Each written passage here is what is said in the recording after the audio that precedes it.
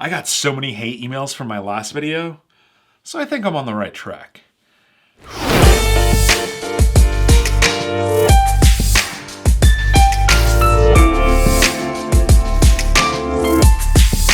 Welcome back. My name is AlexBeltran. I talk real estate. Now the tides have shifted and it is now time to adjust the sails on your ship because for a decade plus, it was hard to separate the casual buyer or the speculator from the investor. Casual buyers and speculators both thought that they were investing at the highest levels possible because, at least for a little while, no one was losing money. Any asset that they bought only appreciated in value. The worst offenders were the speculators, flipping real estate, buying digital metaverse real estate, whatever the hell that is, NFTs and crypto. I have my suspicions that speculators are going to be the first to fall the hardest. Hence, Superior Bank, which was heavily invested into crypto. I mean, can you call yourself a bank if you're invested into the stupidest thing possible? I mean, I guess technically you can because we all know that the best way to rob a bank is to own one. But let's call these people what they really were, crooks and clowns who marketed their way to becoming more important than they really were, and the financially illiterate bought it hook, line, and sinker. The crypto community still says that the government, you know, those people that throw you in jail when you don't pay your taxes, shout out to my boy Al Capone, you know, those same people that go to war and create laws, aren't going to be able to tax and regulate crypto.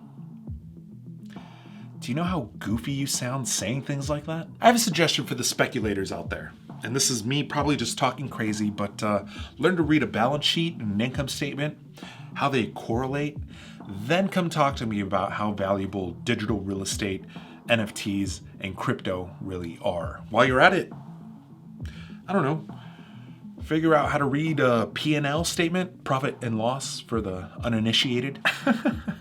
I sound like a total jerk and I am sorry, but that's actually how I separate the speculators from the investors, and I highly recommend you do the same. And the biggest problem is that now these same speculators are going to market the next round of information. What are they going to say? Be afraid. Be very afraid. Inflation. Banking crisis. Keep your money. Keep it underneath your mattress or else it'll disappear. First of all, these were issues for a while now. The moment quantitative easing started was pretty much the beginning of the end. If you were paying attention then chances are you adjusted your money habits at that time. But now the media is going to make a huge deal out of it because it is so freaking obvious. And the only people that are going to panic because of this are the financially illiterate. But lucky for you, you're an investor. Act like one. Go back to the basics. Hire professionals if you need to. At this point, the only way forward is through whatever is going to happen. You're going to have to buy more assets. Keyword assets, not liabilities. What's that quote? Buy when there's blood in the streets, even if the blood is your own. Buy assets. Or even better yet, create assets. Look, I don't know what you personally consider to be an asset. That is a proprietary thing for each individual person, but figure it out. Look, I'm a real estate guy. This is not investment advice. I'm just telling you what I'm doing. I'm taking real estate off the #1 priority on my investment list. I'm not taking it off the list entirely.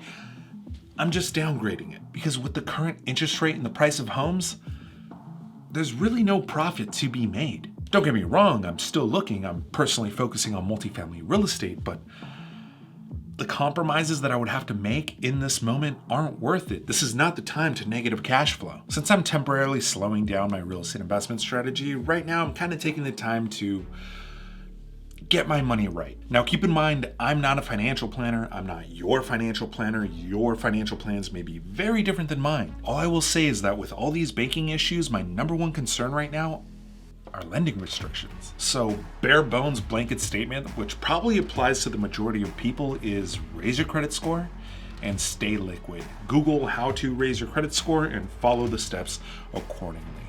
As always, do your due diligence. Do your due diligence. Do your due diligence. This is not investment advice at all. Still don't know what to do? Then hire a professional. If you don't know how to manage money, then learn or hire someone that can do it for you. And I'm not talking about some randomly assigned Charles Schwab agent. I personally happen to know someone that works at Charles Schwab. They're the last person I would ever ask on how to manage money. I'm sure Charles Schwab is great. All I'm trying to say is qualify everybody before you hire them. This is pretty much the best time to figure out what you don't know and get answers to those questions with a quickness. Basically, what I'm trying to say is it's time to stop fucking around, start surrounding yourself with people that are smarter than you, and take action. As always, because I'm in real estate, I'm gonna recommend Bigger Pockets because they seem to have a book for pretty much any situation. Pretty impressive. And like I said in a video earlier this year, it's gonna feel like you're taking your money and shoving it into the furnaces of the Titanic throughout these uncertain times. Long term, I do believe that we're gonna come out way stronger. Short term, we've all seen how Titanic ends. Oh, and for all the real estate agents that send me those angry emails, first of all, thank you. Awesome. The moment I get haters means that my video gets shown to more people, and it shows.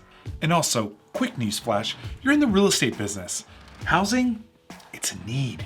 It's not a want. It is a necessity. You're like literally in the best business in the world. Act like it.